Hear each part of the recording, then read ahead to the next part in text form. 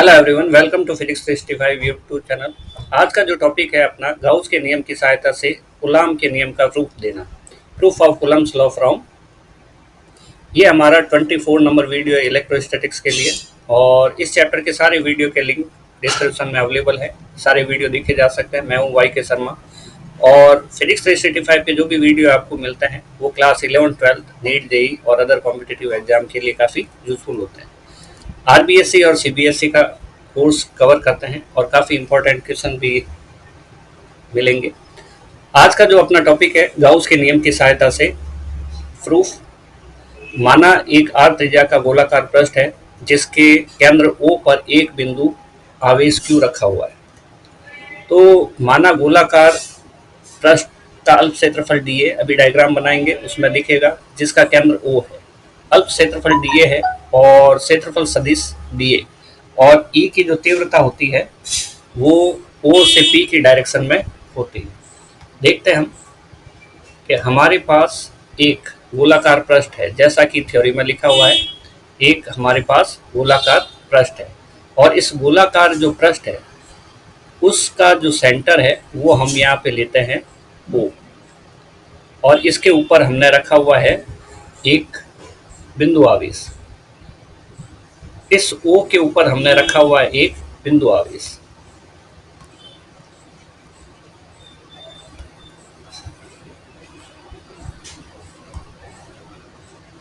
एक हमने रखा है बिंदु आवेश जो है अपने पास Q, और इसकी जो रेडियस है त्रिज्या वो स्मॉल r है, और इसके ऊपर हम एक अल्प क्षेत्रफल की कल्पना करते हैं कि ये अल्प क्षेत्रफल हमारे पास है।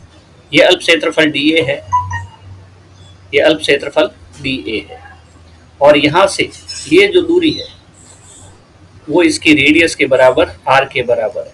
केंद्र O है, गोलाकार सतह का केंद्र पर आवेश Q रखा हुआ है, और r त्रिज्या की दूरी पर कोई अल्प क्षेत्रफल लिया तो r त्रिज्या की दूरी पर लिया तो ये सतह पर हो गया। अब जो सतह है उसका सदिश क्षेत्रफल जो होता है वो इधर की साइड होता है, और इस बिंदु पर तीव्रता की दिशा भी इधर की साइड ही होती है, E वेक्टर और dA वेक्टर। देखते हैं कैसे। क्षेत्रफल सदिश की दिशा हमेशा सतह के लंबवत होती है, परपेंडिकुलर होती है, ये 90 डिग्री है।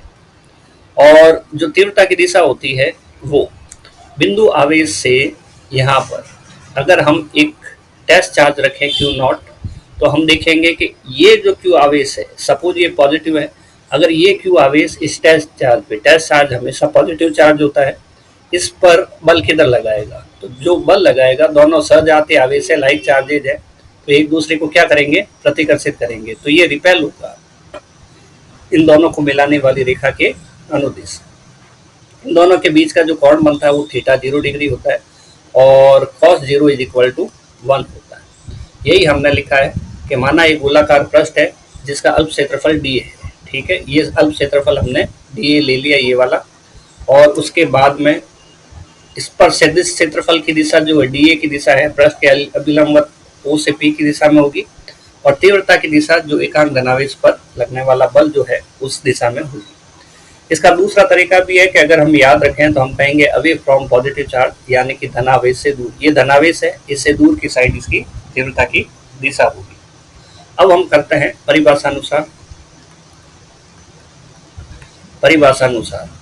यहाँ से जो ये पृष्ठ है, इस पृष्ठ से जो क्षेत्रफल बाहर निकलेगा, इस पृष्ठ से जो विद्युत फ्लक्स बाहर निकलेगी, उसका जो फॉर्मूला है वो हमारे पास close integration whole surface E dot dA vector होगा। डॉट एक बिंदु गुणा है, और इसका सूत्र हमें पता है AB cos थीटा होता है, तो हम यहाँ पे लिखेंगे E dA, ठीक है। A का काम ये कर रहा है E, और B का काम कर रहा है dA। ये जो बिंदु है इसको हम कहते हैं अदिश गुणा डॉट प्रोडक्ट, तो यहाँ पे आ जाएगा cos थीटा बराबर फाई है इससे निकलने वाली फ्लक्स। ये जो क्लोज है, ये निशान है, जो बंद का निशान है, छोटा सर्कल का निशान है, वो ये बताता है कि ये जो सतह है ये क्लोज है, और ये सरफेस जो बताता है कि हम पूरे गोले की बात कर रहे हैं, पूरे स्फीयर की बात कर रहे हैं। cos 0 की वैल्यू 1 होती है, cos 0 की वैल्यू 1 होती है, तो हम काम करेंगे यहाँ पे E dA।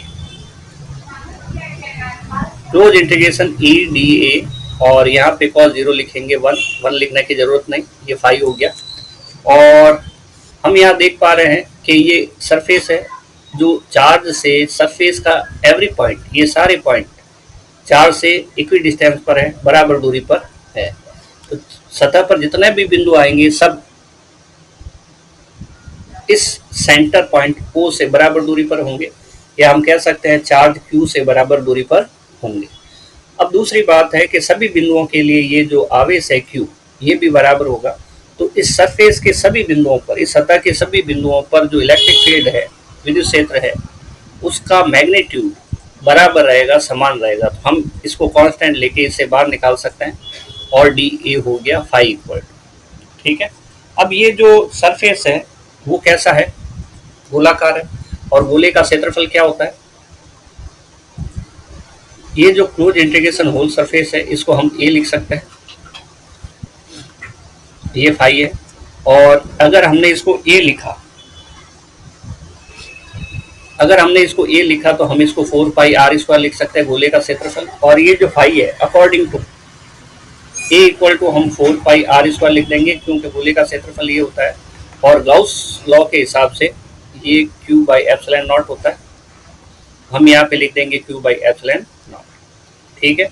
ई की जो वैल्यू आ जाएगी हमारे पास, वो आ जाएगी 1 अपॉन, देखो एप्सिलॉन नॉट इधर आ गया, 4 पाई जो है उसको नीचे ले जाते हैं, और इनटू ये क्यू बचा, और इधर से क्या बचा, आर स्क्वायर बचा। तो ये हम आर स्क्वायर इधर लिखते हैं। ये जो वैल्यू है वो के की वैल्यू है, coulomb constant. E equal to हमारे पास आ जाता है के क्यू अपॉन आर स्क्वायर। तो ये बिंदु पी पर तीव्रता का सूत्र आ गया। लेकिन हमें क्या निकालना है, कूलम का नियम निकालना है। हमने गाउस के नियम का उपयोग किया ये वाला, और गाउस के नियम के उपयोग की सहायता से हमने क्या करना है कि कूलम का फोर्स निकालना है। तो हमें पता है तीव्रता का जो सूत्र होता है, फोर्स पर यूनिट चार्ज होता है, फोर्स पर यूनिट चार्ज होता है। तो हम यहाँ पे लिखते हैं F Q naught equal to K Q upon R square. तो एफ का जो वैल्यू होगा वो हमारे पास K Q naught upon R square हो जाएगा। इसको क्रॉस मल्टीप्लाई कर दिया, यहाँ पे रख दिया। तो इस तरह से हमारे पास कूलम फोर्स का फॉर्मूला आ गया। तो हम ये कह सकते हैं, यह सूत्र किसका है, यहाँ एफ क्या है, बिंदु P पर जो क्यू नॉट रखा है, बिंदु P पर रखे क्यू नॉट जो यूनिट पॉजिटिव चार्ज है पर बल है, उसका फॉर्मूला निकाल दिया। और यही फॉर्मूला कूलम के नियम की सहायता से आता है। ठीक है। तो हम यहाँ लिख सकते हैं यही कूलम का नियम है। ठीक है, कूलम का नियम है। तो हमने यहाँ पे क्या किया है कि गाउस के नियम से हमने स्टार्ट किया है, गाउस का नियम का यहाँ पे हमने उपयोग किया है, और उसकी सहायता से हमने कूलम का नियम प्राप्त कर लिया है। ठीक है। तो आज के वीडियो में इतना ही।